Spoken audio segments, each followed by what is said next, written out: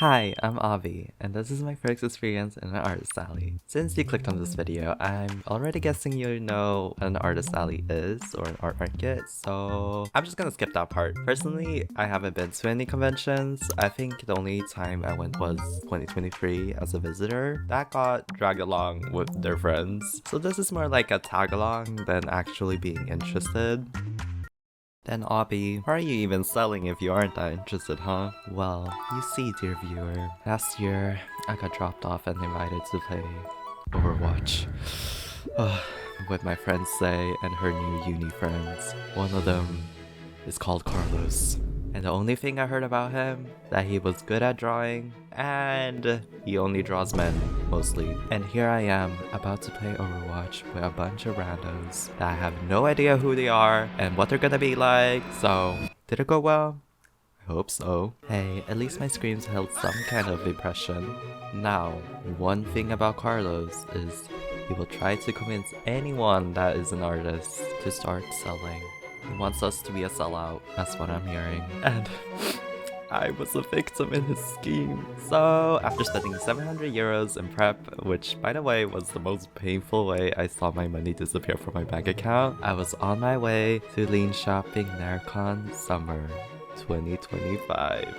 Clearly, I was excited. I just want to say, I have big respects to you all that do this full time, because I don't know how you all con people do this, because I felt like I was gonna die from a heat stroke and my bag was so heavy. I wanted to go home the moment I stepped on that train, but it didn't end there. Once I arrived, I found out Carlos' flight got delayed by 1.5 hours, so I was completely alone for 1.5 hours at that convention. I didn't even know where I was supposed to go, but after finding the staff and getting some direction, I got there without no problem, and I couldn't even go to our table and set up a bed. Since Carlos was the name on the table, they didn't let me go there, so they set me aside, put me on the couch, and I had to sit there until Carlos arrived.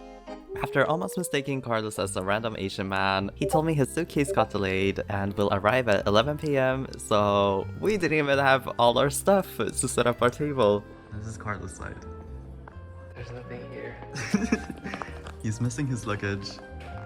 So the game plan was wake up at 5 a.m, get to the airport, get the luggage, and get to the con, set up, and get some food, rush back to the con, sit there and stare at people and sell. You see, we have a little time crunch, but it is very doable. And mind you, the con was till 10 a.m. to 10 p.m. So as you can probably imagine, we were basically on autopilot most of the day. Like my soul and my body was gone, and I was hanging on a thread just trying to survive.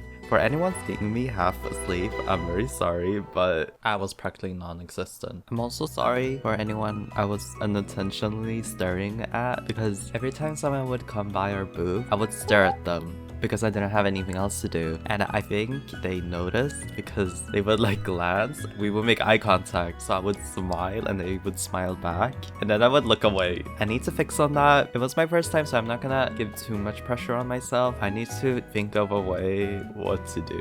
Okay, here's the thing. If I would go and say hi, what would I say after? They would say hi, and then what? What's your favorite color? I would say it was a pretty solid first day, but did I forget to mention that I was in a stamp rally that Carlos was hosting with a bunch of different artists, and one of those artists is called Floppy, and we were gonna have dinner plans on day one after the con with the non-existent sleep that we already had. No?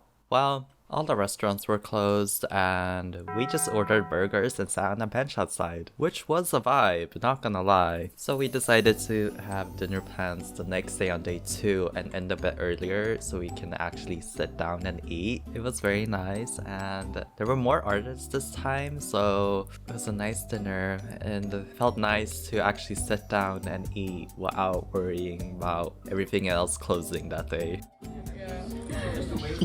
It's so cute. We were bored sometimes on the slow days, and we entertained ourselves. I don't even know what was going through our heads. I think you're bored. Huh? Are you fondling him? It feels nice. And Hawks. I stole Hawks a lot. He was basically everywhere. And I mean everywhere. This is mine. Day 3 was the slowest, and not much happened, but there were 2 cosplays that caught our attention. A Fear and Hunger cosplayer, and Carlos was really hungry. He was admiring a bit extra, wasn't he? I'm just exaggerating, of course. Kinda. And then there was this super nice Yvonne and Zel cosplayer that was super pretty and later came back if they could buy food or drinks for us. We don't deserve it. I do want to give a shout out to Chio, whom is Fugua's friend, and always came by to chat and give us food. Such an angel, and I love you. You were so nice. Thank you. But the day was ending and everyone started packing. We did the same, got some food, and said our goodbyes. I got home by 10 p.m. and passed out. But will I come back and con again? Definitely. And I think for a first con, this was very exciting and a good first impression. Damn, this video took so long to make. I'm a bit late with this video, even though närcon was like 2 months ago, but we don't talk about that. But thank you for everyone that was patient, that I also have been spamming on my stories. But I hope you guys like it, and hopefully I'll make more in the future. Okay, bye!